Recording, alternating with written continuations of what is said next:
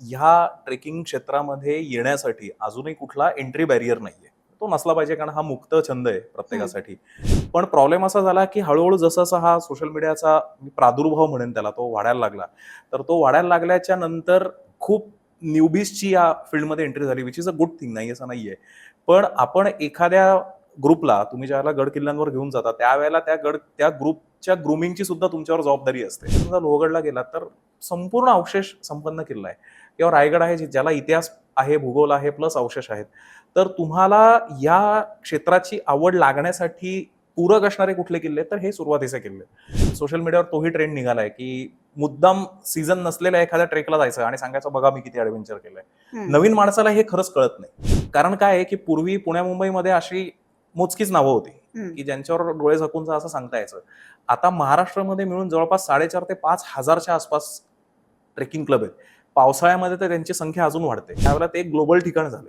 बरोबर. आणि महाराष्ट्राच्याच काय पण भारताच्या बाहेरनं सुद्धा जे परदेशी पर्यटक जे येणार आहेत, तर एखादा समजा महाराष्ट्र फिरायला आला, तर ऑब्व्हियसली त्याला आपण सांगूच, की "अरे, छत्रपती शिवाजी महाराजांची राजधानी आहे, ती तुम्ही नक्की बघायला जा."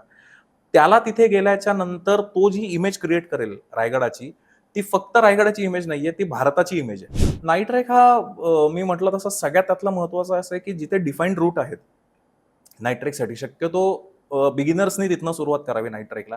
त्याच्यामध्ये 2 प्रकार आहेत. एक असतो रेस्क्यू आणि दुसरी आहे बॉडी रिकव्हरी. तर रेस्क्यू टीम ज्या असतात त्या म्हणजे सशाच्या शिकारीला वाघाच्या तयारीने ही लोकं जात असतात.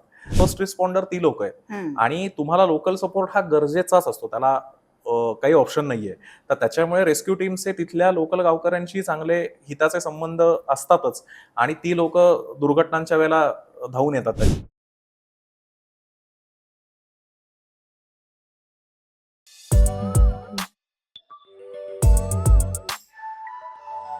नमस्कार मित्रांनो.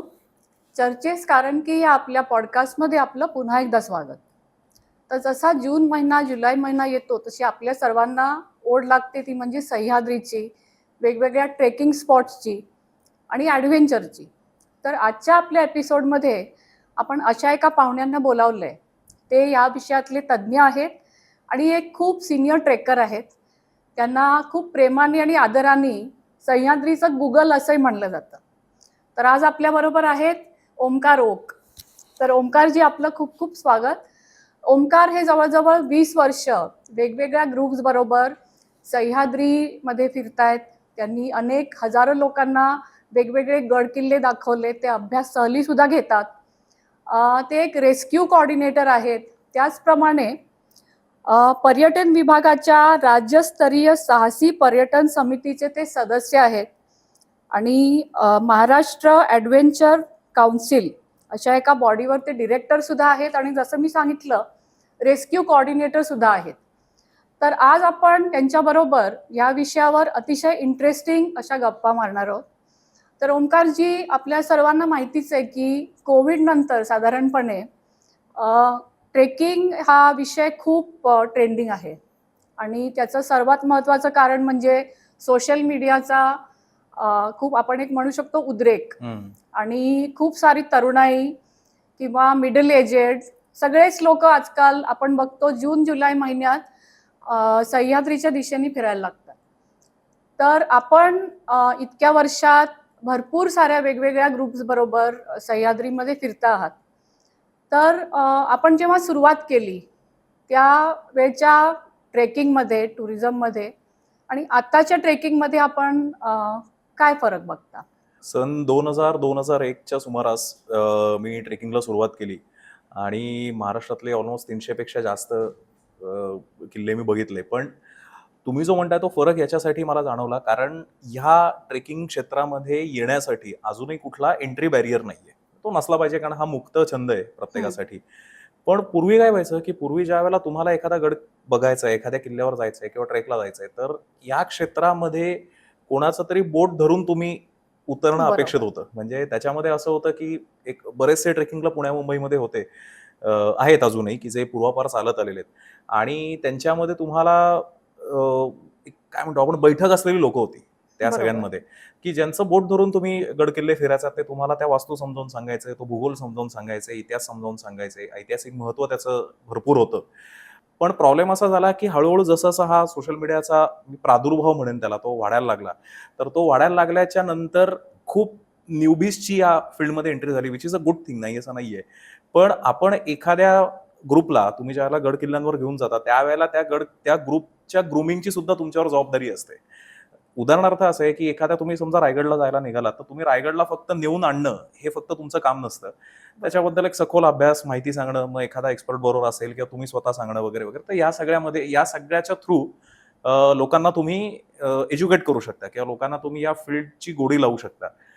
पूर्वी हे खूप आवडीने केलं जायचं, कारण ट्रेकिंग हा व्यवसाय म्हणून बघितलं जायचं नाही, तो एक छंद म्हणून बघितला जायचं आणि त्याच्यामुळे लोक मोर पॅशनेटली ह्याच्याकडे बघायचे. आता ज्या वेळेला या छंदाचं रूपांतर व्यवसायामध्ये झालं, तर त्याच्यात काही खरं तर चूक नाही, कारण हा व्यवसायाचा एक भाग आहे. प्रत्येकाला तो व्यवसाय करण्याचा अधिकार आहे. पण जी मूल्य होती ती कुठेतरी कॉम्प्रोमाइज झाली, ती कुठेतरी बदलली आणि प्युअरली फक्त मला ह्या विकेंडला एवढा पैसा कमवायचा आहे, ह्याच्यामुळे कुठलेही नियम फॉलो न करता किंवा निसर्गाचा अनादर करून किंवा कुठल्याही प्रकारे त्याला आपण असं म्हणू की एक साचेबद्धता जी होती पूर्वी, तर ती आता उरली नाही. आणि त्यामुळे हा सगळा जो प्रादुर्भाव झाला, तर ते एंट्री बॅरियर नसलेली लोक या सगळ्यामध्ये यायला लागली.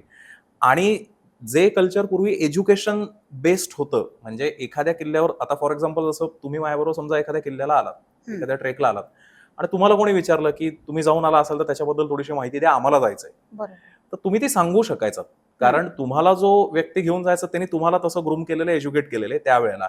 आत्ताच्या मध्ये प्रॉब्लेम असा होतो की बसमध्ये बसल्याच्या नंतर सुद्धा लोकांना हे माहिती नसतं की आम्ही नक्की जातोय कुठं.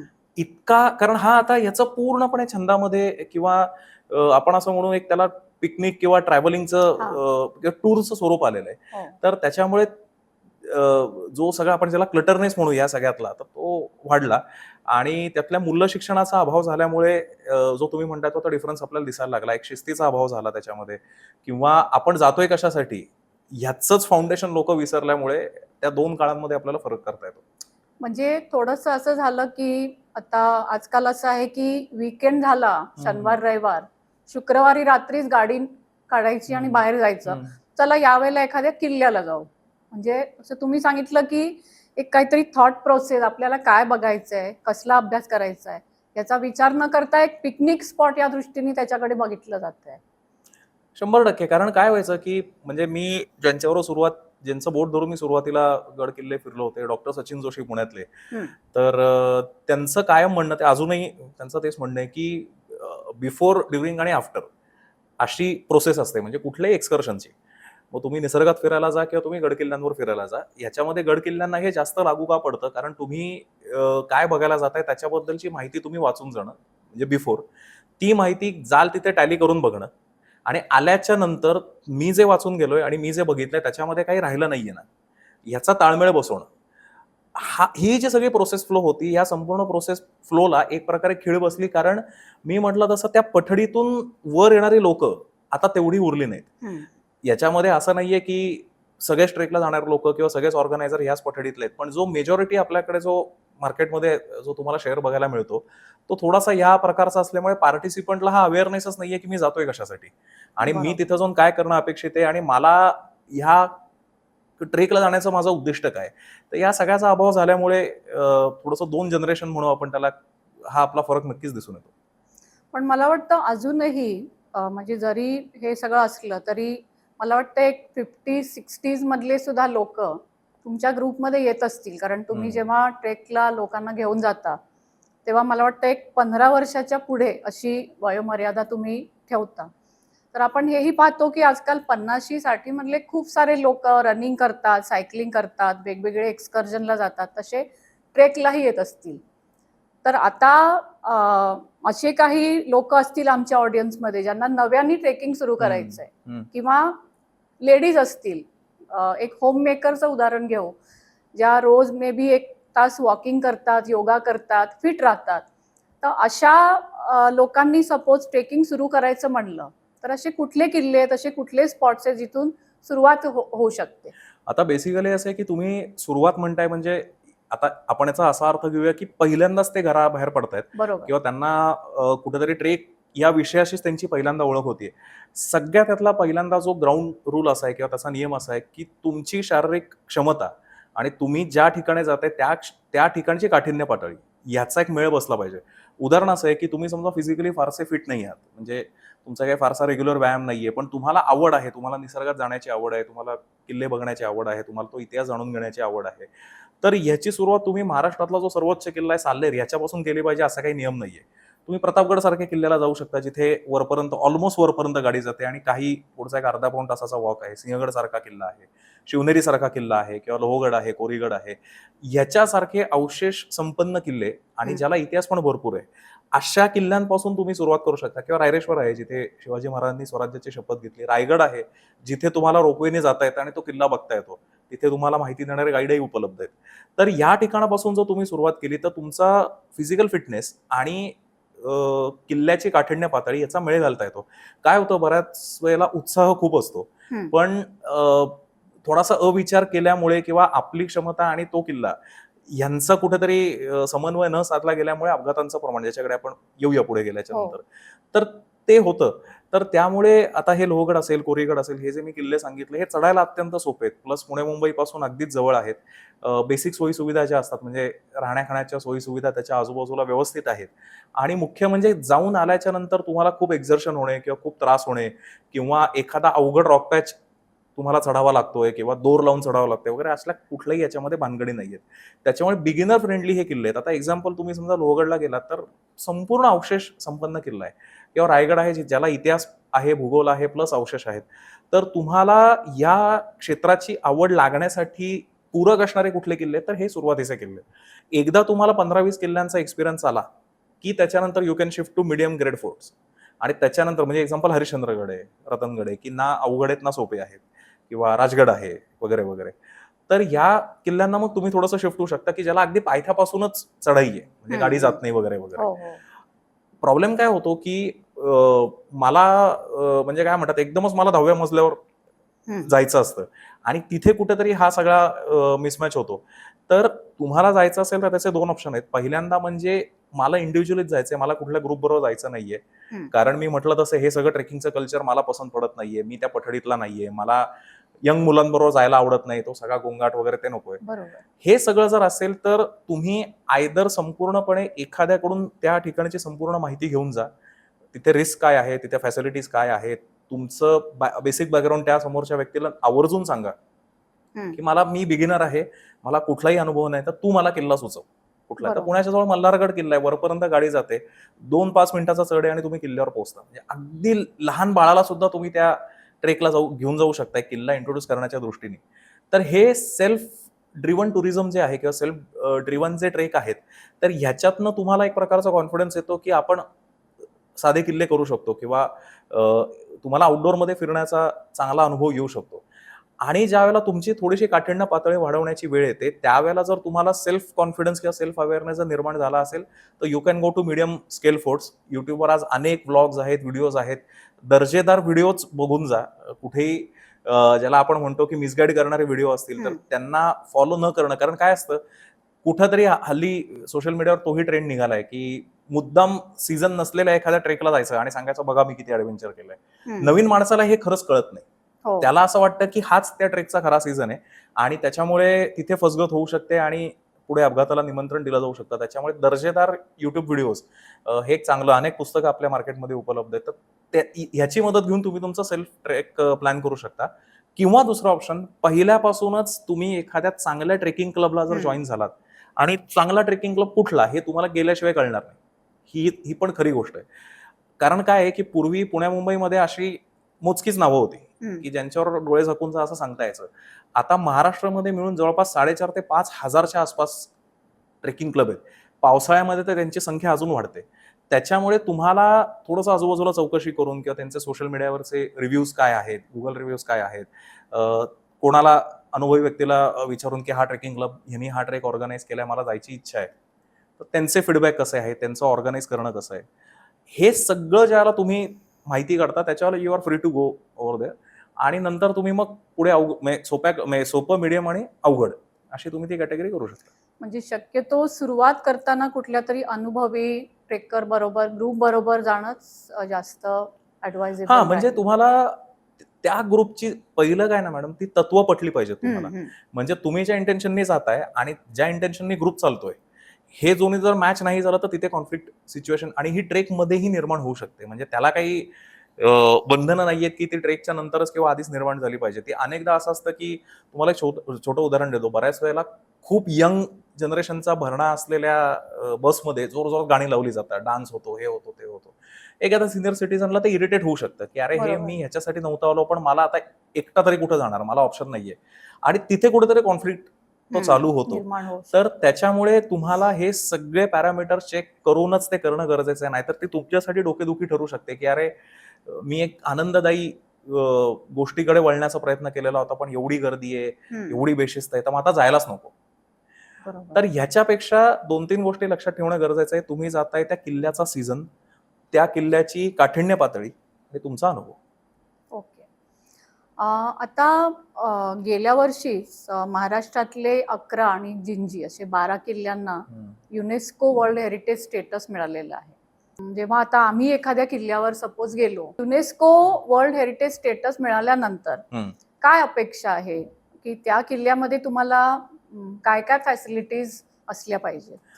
खरं सांगायचं झालं तर युनेस्को वर्ल्ड हेरिटेज साईटचे काही नॉर्म्स युनेस्कोने ठरवून दिलेले आहेत. या विषयातला मी काही तज्ज्ञ नाहीये, पण मी तुम्हाला इतकं सांगू शकतो की काहीतरी विचार करूनच या किल्ल्यांना ते स्टेटस देण्यात आलेले, हे जे 11 किल्ले आहेत ते. पण मला एवढंच वाटतं की हे बघा, ती शेवटी शौर्यस्थळं आहेत, ती पर्यटन स्थळं नाहीयेत, खरं सांगायचं झालं तर. तर तुम्हाला शौर्यस्थळांना शौर्यस्थळांसारखंच ठेवून, पण येणाऱ्या शिवप्रेमींची, येणाऱ्या पर्यटकांची, येणाऱ्या ट्रेकर्सची मूलभूत म्हणजे आपण त्याच्यामध्ये पर्यटकच सध्या म्हणूया, कारण ट्रेकर हा थोडासा ॲडव्हान्स शब्द आहे. त्यांना फार सोयी-सुविधा कुठं अपेक्षित नसतात.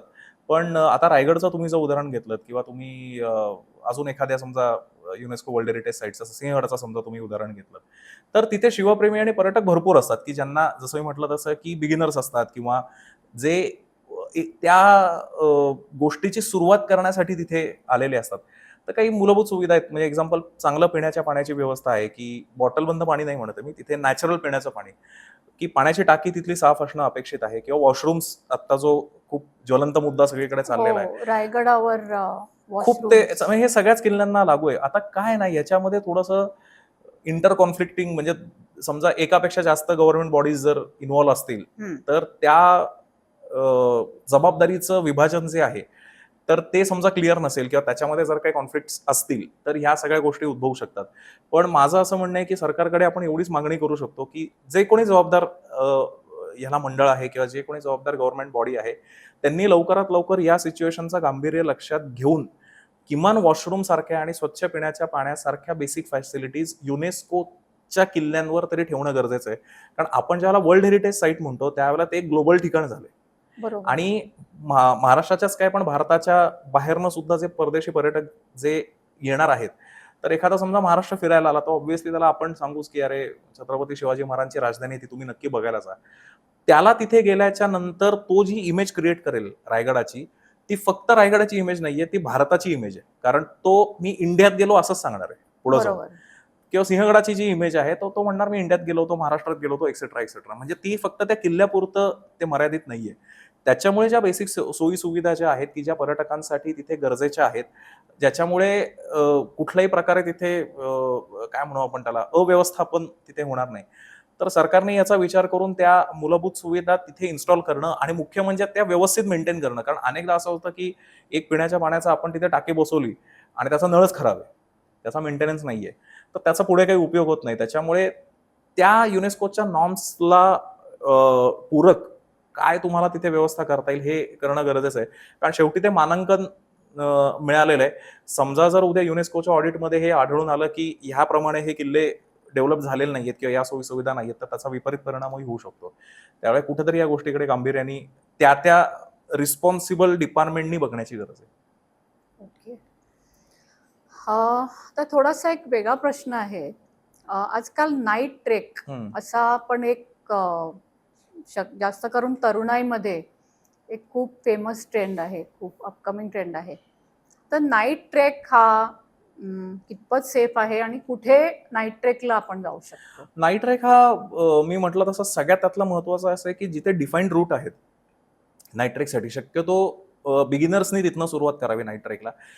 दुसरी गोष्ट बऱ्याच वेळेला नाईट ट्रेकला असं असतं की डेन्स फॉरेस्ट जर असेल किंवा तुम्हाला माहिती आहे की तिथे जंगली श्वापदांचा बऱ्यापैकी वावर आहे, म्हणजे खात्रीशीर माहिती आहे, तर शक्यतो तिथे नाईट ट्रेक टाळावेत. आता हरिश्चंद्रगड पाचनई रूटने किंवा हरिश्चंद्रगड तुम्ही समजा जर खिरेश्वरच्या मार्गाने जर नाईट ट्रेक केलं तर त्याचा तुम्हाला उन्हाचा त्रास कमी होतो. कारण हे सगळे एक्सपोज रूट आहेत. फार तुरळक जंगल किंवा सावली तिथे आहे. त्याच्यामुळे तुम्हाला नाईट ट्रेक केलं तर ते फायदेशीर ठरू शकतं. पण तुम्ही जर नळीची वाट केलीत रात्री, हरिश्चंद्रगडाची अत्यंत टेक्निकल वाट आहे, तर ते अजिबात संयुक्तिक नाहीये. कारण तिथे अवघड रॉक पॅचेस आहेत, जिथे दिवसाच ते भीतीदायक अनुभव ठरू शकतो. तिथे नाईट ट्रेक करून आपण अजूनच संकटाला आमंत्रण देण्यासारखं असतं. त्याच्यामुळे जे प्रचलित किल्ले आहेत, की आता राजगड आहे की जिथे डिफाईन्ड रूट आहे, तर या ठिकाणी किंवा कात्रजचे सिंहगड आपल्या पुण्यातला खूप प्रसिद्ध नाईट ट्रेक आहे. प्रसिद्ध नाईट ट्रेक. पण नाईट ट्रेकचं सगळ्यात मी तुम्हाला महत्वाचं सांगतो, की आता बऱ्याच वेळेला आपला एन्काउंटर होतो की साप, विंचू वगैरे ह्याच्याशी, तर तुम्हाला योग्य त्या पद्धतीने ते डील करता येणं गरजेचं आहे त्या गोष्टींची. कारण निसर्गात फिरायला जाताय म्हटल्याच्या नंतर त्या गोष्टी अनअवॉइडेबल आहेत. पण एखादा साप दिसला तुमच्या रस्त्यावर आला तर त्याला मारून टाका वगैरे, तर ह्या गोष्टी तिथे अपेक्षित नाहीयेत. कारण तुम्ही त्यांच्या एरियात जाताय म्हटल्याच्या नंतर you have to navigate the situation. सगळ्यात जास्त आपल्याकडे नाईट ट्रेक रिस्की कुठे ठरतो, तर ओव्हर कॉन्फिडन्समुळे, बरोबर एखादा जाणकार व्यक्ती नसल्यामुळे किंवा गावात गाईड तुम्हाला सांगत असतात की आता रात्री तुम्ही जाऊ नका, ते रिस्की आहे किंवा कोणाला तरी घेऊन जा, तर आपण म्हणतो नाही आमच्याकडे जीपीएस ट्रॅक आहे. आणि त्याच्यामुळे होतं असं की तो जीपीएस ट्रॅक कशावरनं बरोबर आहे किंवा तो तुम्हाला नीट वाचता येईल याची गॅरंटी नसते. त्याच्यामुळे एक लोकल माणूस असलेला कधीही चांगला असतो. इमर्जन्सी सिच्युएशन मध्ये that man is your first responder. तुम्हाला उद्या काही अपघात झाला, उद्या अगदी काय तुमचा पाय जरी मुरगळला, तरी तुम्हाला व्यवस्थित सेफ जागी पोहोचवण्याची जबाबदारी, एक नैतिक जबाबदारी त्या माणसाने स्वतःच्या अंगावर घेतलेली असते. आणि अर्थातच त्या परिसराची खडानखडा माहिती असते.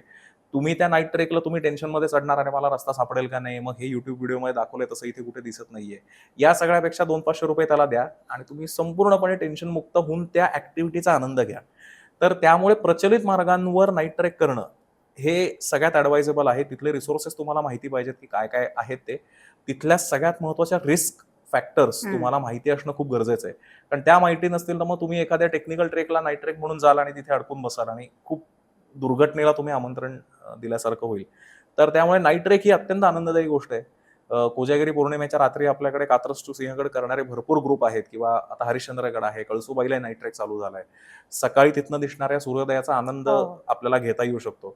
पण हे सेफ्टी नॉर्म्स आणि तुमची स्वतःची सुरक्षितता जपूनच या सगळ्या गोष्टी कराव्यात.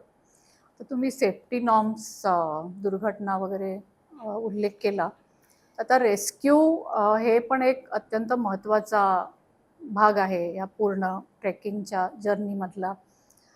तर तुम्ही रेस्क्यू कोऑर्डिनेटर म्हणून पण तुमचं योगदान अतिशय महत्त्वाचं आहे. आत्तापर्यंत जेवढं तुम्ही रेस्क्यू समन्वयक म्हणून काम केलं आहे, तर ह्याच्यामधले काही अनुभव किंवा कसं होतं? म्हणजे आता सपोज कुठे एखादी दुर्घटना झाली आहे, तर तिथून तुमच्यापर्यंत बातमी येईपर्यंत कसं हे सगळं कोऑर्डिनेट केलं जातं? त्याच्यामध्ये 2 प्रकार आहेत. एक असतो रेस्क्यू आणि दुसरी आहे बॉडी रिकव्हरी. रेस्क्यू हा जिवंत माणसाचा केला जातो आणि जी डेड बॉडी असते तर तिची रिकव्हरी केली जाते, तिचा रेस्क्यू नसतो. कारण त्या लोकेशन पासून ती बॉडी बाहेर काढून नॉर्मल लोकेशनला आणणे हे सगळ्यात मोठी जबाबदारी असते. सो ती बॉडी रिकव्हरी झाली. पण माउंटन रेस्क्यू म्हणजे रेस्क्यू हा जो शब्द आहे, सुटका ज्याला आपण म्हणतो, तर ती सुटका एकतर जिवंत नाही, तो माणूस जिवंत पाहिजे हा त्याला क्रायटेरिया. तो जखमी असू दे, तो बेशुद्ध असू दे, पण त्याला तिथून योग्य जागी, सेफ जागी आणणं आणि त्याला परत पूर्वस्थितीमध्ये घेऊन येणं, ह्याला आपण रेस्क्यू असं म्हणू शकतो. बऱ्याच वेळेला 2-3 प्रकारे अपघात होतात आपल्याकडे. एकतर पहिल्यांदा होतो तो निष्काळजीपणामुळे किंवा बेजबाबदारपणामुळे. पावसाचा सीझन आता चालू झालेला आहे आणि इतक्या वर्षाच्या आमच्या अनुभवातनं मॅक्झिमम जे आम्हाला रेस्क्यू कॉल्स येतात ते पावसाळ्यामधनंच येतात, की धबधब्यामध्ये आम्ही म्हणजे काय भिजायला गेलो आणि तिथं पाय घसरला आणि कित्येक मैल, कित्येक किलोमीटर ती लोक वाहत गेली आणि त्यांचा मृत्यू झाला. किंवा भोवरा असलेल्या पाण्यामध्ये भोवरा असलेल्या ठिकाणी मुद्दाम उडी मारायला गेले आणि त्याच्यामध्ये बुडून मृत्यू झाला. सेल्फी काढायला गेले कड्याच्या इथे आणि पडून मृत्यू झाला, एक्सेट्रा एक्सेट्रा. किंवा वाट चुकले. हरिश्चंद्रगडला 2 वर्षापूर्वी अशीच एक घटना घडलेली होती, की काही पुण्याचेच तरुण ते रात्री चढायला निघाले हरिश्चंद्रगड आणि प्रचंड पाऊस आणि प्रचंड धुकं होतं आणि गावातल्या लोकांनी सांगून सुद्धा त्यांनी ते ऐकलं नाही, गाईड घेतला नाही आणि गावातले लोक त्यांना सांगत होते की तुम्ही दुसऱ्या दिवशी जा. पण तरी त्यांनी ते ऐकलं नाही. वरती ते गेल्याच्या नंतर संपूर्णपणे त्यांची वाट चुकली. ती लोकं भरकटली आणि त्यातल्या दोघांचा हायपोथर्मियानी म्हणजे थंडी वाजून किंवा या सगळ्या शॉकमुळे आजारी पडून मृत्यू झाला. कारण तुफान पाऊस होता. त्याच्यात ते वाट चुकलेले होते. पोटात अन्न नव्हतं, बापरे. Etcetera, etcetera. आणि खूप वाईट अशी ती म्हणजे पेपरलाही खूप गाजलेली हम्म, बातमी हम्म, होती. हम्म. तर याच्यामध्ये काय होतं, की हा संपूर्णपणे निष्काळजीपणा आहे. प्लस निसर्गाचा प्रकोप तर त्यावेळेला होताच. कदाचित जर त्यांनी त्यावेळेला तिथे जाणं टाळलं असतं, तर ती लोकं आज वाचली असती. तर त्यामुळे स्वतःच्या चुकीने होणारे जे अपघात आहेत, त्याचं प्रमाण आता आपल्याकडे भरपूर आहे. आणि दुसरे नॅचरल कॅलॅमिटी म्हणजे मी म्हटलं तसं, की तुम्ही अ, एखाद्या कड्याखालनं जाताय आणि तो कडा कोसळला. त्याच्यात हो. तुमचा काही दोष नाहीये, पण त्याच्यामध्ये डेथचे चान्सेस आपल्याकडे जास्त असतात. सो बॉडी रिकव्हरी हा एक ऑप्शन असतो. बऱ्याच वेळेला धोक्यामुळे घाटामध्ये गाडी चालवताना कंट्रोल गेला किंवा व्हिजिबिलिटी नाहीये आणि त्याच्यामुळे गाडी दरीमध्ये पडली आणि अपघात झाला. तर ह्या पद्धतीचे जे रेस्क्यू असतात आता त्याच्यामध्ये काय की ते धोकं काही त्याचं कंट्रोलमध्ये तुमच्या काही नाही. कंट्रोलमध्ये नाही. पण गाडी सेफ चालवणं हे तुमच्या कंट्रोलमध्ये असतं. पण बऱ्याच वेळेला काही गोष्टी आपल्या हातामध्ये नसतात. त्याच्यामुळेही अपघात होतात. तर रेस्क्यूचं बेसिकली कसं असतं बॉडी रिकव्हरी ही गोष्ट अशी असते की त्याला समजा आय विटनेस जर असेल त्या अपघाताला, तर आमच्यापर्यंत ती बातमी लवकर पोहोचू शकते. लवकर. कारण समोर कोणीतरी उभं आहे. लोकेशन मिळायला खूप त्या गोष्टीची मदत होते. पण जर ब्लाइंड कॉल असेल कंप्लीटली म्हणजे माझा एक मित्र कुठेतरी गेलाय ट्रेकला, आता शोधा. हम्म. ह्याला काहीच अर्थ उरत नाही. कारण त्याच्यामध्ये मग त्याचं लोकेशन काढा, त्याचं लास्ट लोकेशन कुठे आहे, त्याच्या आजूबाजूला सर्च घ्या. तो कधी मिळेल, काय मिळेल, तो जिवंत आहे, नाहीये. अनेक चॅलेंजेस रेस्क्यू टीमच्या समोर उभी असतात. तर त्यामुळे ज्यावेळेला ब्लाइंड इन्फॉर्मेशन आमच्याकडे येते, त्यावेळेला त्याला डायसेक्ट करून म्हणजे हो. त्याचे तुकडे पाडून ते सगळं करायला लागतं. It's like a investigation operation. आणि मग त्याच्यानंतर त्या माणसाची स्थिती काय असेल हे तुम्ही इथं सांगू शकत नाही. म्हणजे तो नक्की जिवंत आहे का नाहीये? का नुसतं तुम्हाला त्याला त्या संकटातनं बाहेर काढायचं आहे? का तुम्हाला त्याला स्ट्रेचरवरनं आणायचंय, तो जखमी आहे किंवा जसं मी म्हटलं तसं, की बऱ्याच वेळेला असं झालंय, की वाट चुकलेत आणि हरिश्चंद्रगडचंच उदाहरण आणि वाट न मिळाल्यामुळे तिथल्या तिथे मृत्यू झालाय. तुम्ही समजा जर तिथे त्या माणसाला जिवंत आहे, इतक्या अपेक्षेने समजा जर तिथे रेस्क्यू करायला गेलात आणि जर परिस्थिती वेगळी निघाली, तुमच्याकडे स्ट्रेचर नाहीये, काही नाहीये, तर ती परिस्थिती उलटू शकते. त्याच्यामुळे रेस्क्यू टीम ज्या असतात त्या म्हणजे सशाच्या शिकारीला वाघाच्या तयारीने ही लोकं जात असतात. तर तो अपघात कुठल्या प्रकारचा आहे, त्याला आय विटनेस आहेत का? किंवा तो किती दिवसापूर्वी झालाय, त्याचा लास्ट मोबाईलचं लोकेशन काय? या सगळ्याचा अंदाज घेऊन रेस्क्यू ऑपरेशन केलं जातं. आणि बॉडी रिकव्हरीचंही तसंच आहे. पण बॉडी रिकव्हरी ही सायंटिफिकली पण प्रचंड रिस्की आहे. कारण बॉडीला दुर्गंधी अनेक दिवस जर असेल, तर ती सडलेली असते. त्याच्यातनं म्हणजे रेस्क्यू टीम मेंबर्सच्याच जीविताला किंवा ज्याला आपण म्हणू की आरोग्याला हानी करणाऱ्या त्या सगळ्या गोष्टी असतात. पण तरी ही लोकं स्वयंसेवी, स्वयंपूर्ण भावनेने ते करत असतात. ते कित्येक वर्ष हे आमचं काम चालू आहे. मला वाटतं ह्याच्यात तुम्हाला लोकल गावकऱ्यांची आणि तिथे राहणाऱ्या लोकांची पण खूप मदत होत भरपूर होते. असेल. हो. किंबहुना मला वाटतं त्यांच्याशिवाय हे रेस्क्यू हं. ऑपरेशन पूर्ण होणं होतच शक्य नाही. आहे. कारण बेसिक मी जसं म्हटलं तसं फर्स्ट रिस्पॉन्डर ती लोकं आहेत. हं. आणि तुम्हाला लोकल सपोर्ट हा गरजेचाच असतो. त्याला काही ऑप्शन नाहीये. तर त्याच्यामुळे रेस्क्यू टीमचे तिथल्या लोकल गावकऱ्यांशी चांगले हिताचे संबंध असतातच आणि ती लोकं दुर्घटनांच्या वेळेला धावून येतात. त्याच्यामुळे लोकल लोकांचा सहभाग म्हणजे अनेकदा तर असं झालेलं आहे, की रेस्क्यू टीमला जायचीही गरज पडली नाहीये. आम्ही तिथे फोन केला, त्यांना सांगितलं, की ती लोकं आता एवढी ट्रेन झालीत, की ते स्वतः जातात. त्या परिस्थितीचा आढावा घेतात. जर ते त्यांच्या कपॅसिटीमध्ये असेल, तर ती लोकं तो रेस्क्यू किंवा बॉडी रिकव्हरी करतात आणि नसेल तर मग आम्हाला कॉल येतो, मग आमच्या टीम्स तिथे जातात. जर खूप हायली टेक्निकल असेल तर. पण लोकल लोकांच्या सपोर्टशिवाय हे नेक्स्ट टू इम्पॉसिबल आहे. राइट. तर ओंकारजी, रेस्क्यूच्या विषयावर आपण बोलतोय. असा एखादा किस्सा तुम्ही सांगू शकाल का, की जिथे खूप प्राणपणाला लागलेत आणि वाचवण्यासाठी खूप शर्थीचे प्रयत्न करावे लागलेत, असा काही किस्सा तुमच्या मी अनुभवात तुम्हाला असेल? एक गमतीशीर किस्सा सांगतो याच्या अपोझिट थोडासा. कारण प्राणपणाने लावलेत आणि खूप शर्थीचे प्रयत्न झालेत असं ऑलमोस्ट एक मला वाटतंय 75% रेस्क्यू ऑपरेशनमध्ये हे घडतंच. मी म्हटलं तसं बॉडी रिकव्हरीला तो स्कोप नाही कारण माणूस ऑलरेडी गेलेला आहे. हं. पण रेस्क्यू टीम्स समोर काय चॅलेंजेस येऊ शकतात याचा एक क्लासिक किस्सा सांगतो. 15 एक वर्षापूर्वीची घटना आहे आणि आम्हाला एका किल्ल्यावरनं कॉल आला. साधारण एक 2010-11 ची गोष्ट आहे. त्यावेळेला रेस्क्यू टीम अशा महाराष्ट्रामध्ये फार कमी होत्या. पेपरमध्ये एक न्यूज आलेली होती, की अमुक-अमुक एका किल्ल्यावरनं एक मुलगी गायब झाली बरं. आणि आता तिच्या शोधार्थ जा आता म्हणजे हे आलंच मागणं. तर पुण्याच्या काही संस्था स्वयंपूर्ण भावनेने निघाला त्या किल्ल्यावर आणि आम्ही आजूबाजूला त्याच्यामध्ये मी होतो आजूबाजूला तो सगळा सर्च घेतला गेला 7 ते 8 दिवस साधारणपणे सगळं चालू होतं आणि पोलिसांची वगैरे खूप आम्हाला चांगली मदत झाली होती त्याच्यामध्ये. तर 7-8 दिवस हा सगळा सर्च घेतल्याच्या नंतर तो विषय सगळ्यांनी सोडून दिला, की आता ही मुलगी काय सापडणं फार अवघड आहे. आणि 8 दिवसानंतर असं कळलं, की ती तिच्या होणाऱ्या बॉयफ्रेंड बरोबर तिथे आलेली होती बर. आणि त्यांना पळून जाऊन लग्न करायचं होतं. हम्म. ते एक ग्रुप घेऊन आले आणि मध्ये त्यांनी एका ठिकाणी स्टॉप घेतला तो किल्ला चढताना. बाकीचा ग्रुप वर निघून गेला आणि हे मागच्या मागे पळून गेले आणि त्यांनी लग्न केलं. बर. अशा मुलीसाठी आम्ही 8 दिवस शोध घेतला आणि त्याच्यानंतर ही बातमी पेपरला झालेली होती, की ती सापडली आणि शी इज गॉट मॅरिड. आता असे किस्से घडल्याच्या नंतर तुम्हाला मला एक गोष्ट सांगा, की रेस्क्यू टीमचं मॉरल डाऊन होणार ना, की इतके तुम्ही कष्ट घेतले, तितकं तुम्ही आज प्रत्येकाला जॉब म्हणजे व्यवसाय नोकरी सांभाळून सगळेजण हे करतायत आणि अशा काहीतरी घटना घडतात त्यावेळेला मात्र फार ते म्हणजे आमच्या चांगलट येतं बऱ्याच वेळेला. म्हणजे फ्रस्ट्रेशन तर आहेच आणि शेवट तुम्ही म्हणता एक डिमोटिवेशन की अरे हे सगळं कशासाठी आता आपण. आत्ता सिंहगडलाच एक मला वाटतं एक 6 महिन्यापूर्वी घटना घडली, की तो मुलगा गेला असं काहीतरी जाहीर झालं आणि खूप सर्च केल्याच्या नंतर तो मुलगा अचानक जिवंत झाला आणि त्यांनी काहीतरी पैसे बुडवले होते कोणाचे तरी आणि त्यांनी तो किल्ल्याच्या एका कड्याखाली लपून बसला होता आणि त्यांनी दाढी केली तिथे. आता ते सामान कुठून आलं माहिती नाही हो हो आणि मला तो पण अचानक तेच अवतीर्ण झाला, की म्हणजे आठवतंय. तो म्हणजे अशाही घटना घडू शकतात, की जिथे आम्ही बॉडीसाठी आम्ही सर्च घ्यायला गेलो, काहीच मिळालं नाही आणि तो माणूस जिवंतच होता. म्हणजे त्यांनी सांगताना सांगितलेलं होतं, की मी आत्महत्या करायला जातोय वगैरे, वगैरे. आणि सो फ्रिव्हलस कॉल सुद्धा येतात, जेन्युइन कॉल जसे असतात तशा याही घटना आहेत. पण ते बॉम्ब स्क्वॉड सारखं काम असतं, की तुम्हाला कॉल आल्याच्या नंतर तुम्ही म्हणू शकत नाही, की इथे बॉम्ब नाहीये. तुम्हाला ते चेक करून मगच तुम्हाला रिपोर्ट द्यावा लागतो. तर आम्हाला एखाद्या ठिकाणाहून जर रेस्क्यू किंवा बॉडी रिकव्हरी कॉल आला, तर ते स्वतः मेल्याशिवाय स्वर्ग दिसत नाही. आम्हाला तिथे जाऊनच चेक करायला लागतं, की खरं सिच्युएशन काय आहे ते. म्हणजे तुम्ही स्वतः पण या रेस्क्यू टीम मध्ये म्हणजे तुम्ही फिजिकली भाग घेता.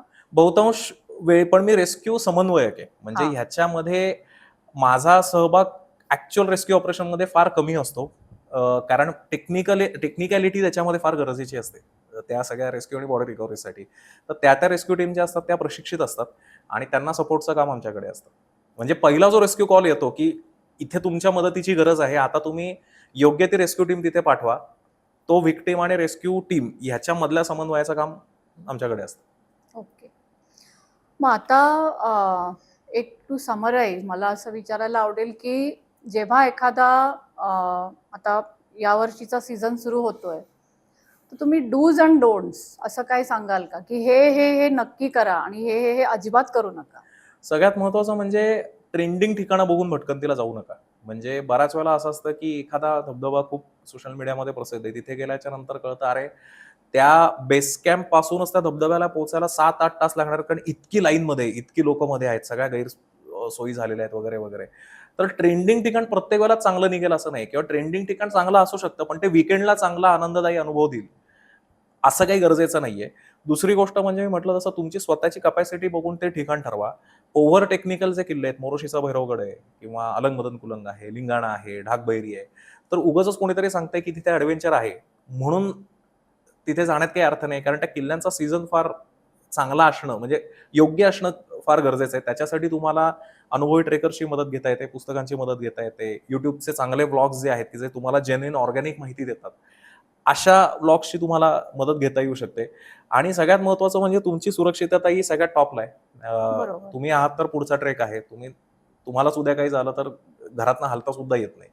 तर त्यामुळे जितकं तुम्हाला स्वतःला जपून या सगळ्या ॲडव्हेंचर ॲक्टिव्हिटी करता येतील कारण हे साहस आहे शेवटी आणि याच्यात स्वतःचा निष्काळजीपणा हा सगळ्यात मोठा मारक असा घटक आहे.